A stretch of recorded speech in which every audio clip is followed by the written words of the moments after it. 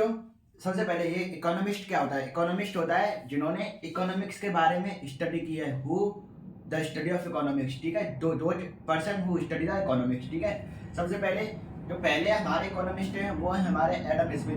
तो Adam Smith की आई थी 1723 से 1790। इनकी बुक का नाम है क्या? A wealth of nation, a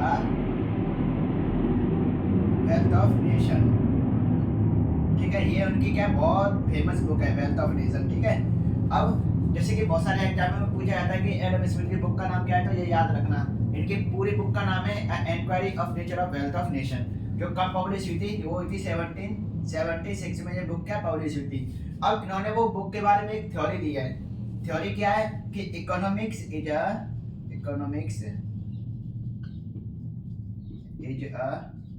science of wealth, science of wealth. Economics को इन्होंने क्या है? साइंस ऑफ वेल्थ बोला। क्यों?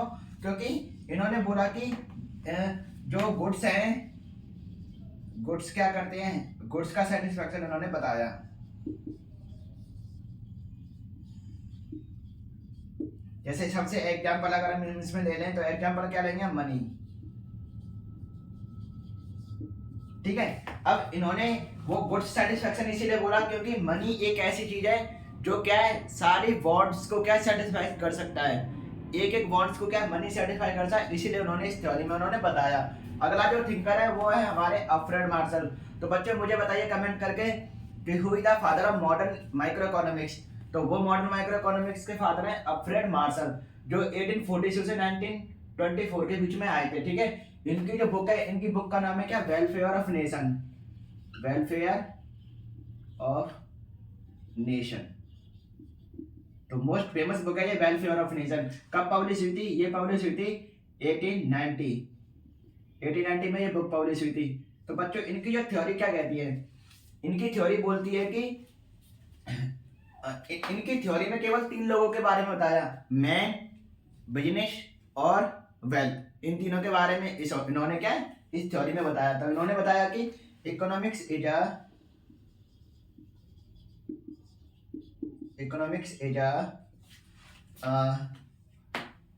स्टडी ऑफ मैन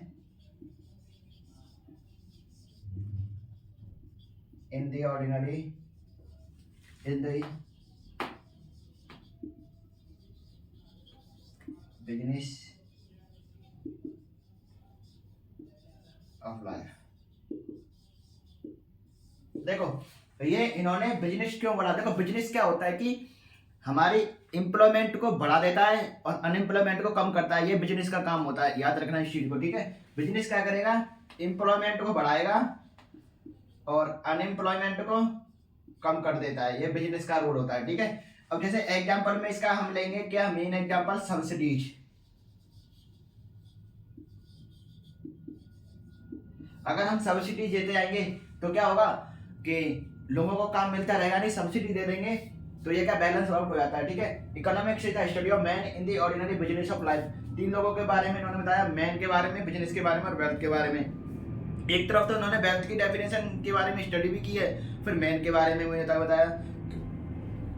वो ऐसा इसीलिए बोला क्योंकि बिजनेस को जो मैनेज करता है वो मैन ही होता है, क्योंकि उसके अंडर में ही क्या बिजनेस आता है। बिजनेस को हैंडल कौन करेगा? मैन करेगा। तो इन्होंने अपने क्या थ्योरी में इन्होंने बताया था अल्फ्रेड मार्शल, ठीक है। इन्होंने रॉबिन्स, ये 1896 से 1984, ये एक ऐसे थिंकर है, बाकी सब फादर हैं। ये एक ऐसे थिंकर है जो नोबेल प्राइज विनर है, बाकी सब भी रह चुके हैं, लेकिन ये उस टाइम के थे जब JF कैनेडी क्या है अमेरिका के प्रेसिडेंट हुआ करते थे, ठीक है, जब ओलंपिक्स के टाइम पे। इनकी बुक का नाम क्या है? अगले जो थिंकर है वो है लायनल रॉबिन्स, 1896 से 1984। ये एक ऐसे थिंकर है जो अमेरिका के प्रेसिडेंट हुआ करते थे ओलंपिक के टाइम पे। JF कैनेडी आपने नाम सुना होगा, तो उनके टाइम पे ये क्या नोबेल प्राइज विनर है। ये कौन है? नोबेल प्राइज विनर इस फील्ड में, इन दिस फील्ड, इकोनॉमिक्स के फील्ड में एक नोबेल प्राइज विनर रह चुके हैं, ठीक है। इनकी बुक का नाम है स्कार्सिटी, जो 1932 के में ये पब्लिश की गई थी। इनकी जो थ्योरी है, ये थ्योरी में बोलते हैं कि economics is the study of human behaviour, human behavior, relationship with the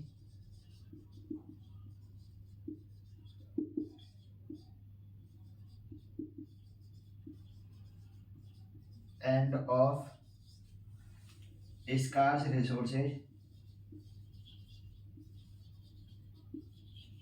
which have alternate uses.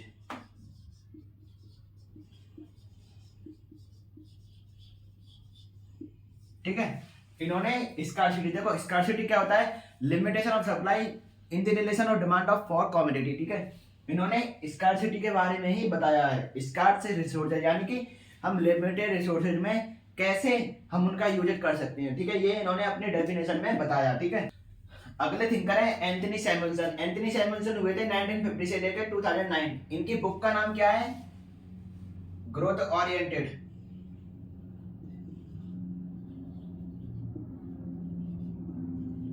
ठीक है, ये पब्लिश हुई थी 1948 आफ्टर द इंडिपेंडेंस। इंडिपेंडेंस के बाद ये क्या, इंडिया के इंडिपेंडेंस होने के बाद ये बुक पब्लिश की गई थी। इन्होंने इस बुक में क्या थ्योरी दी है, इन्होंने थ्योरी दी है कि economics is a social science, economics is a social science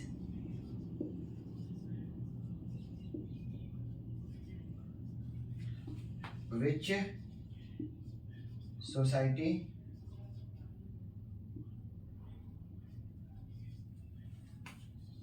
how to manage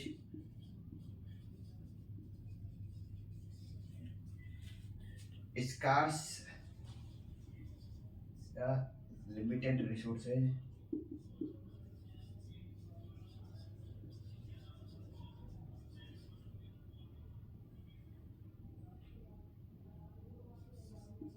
for alternate uses।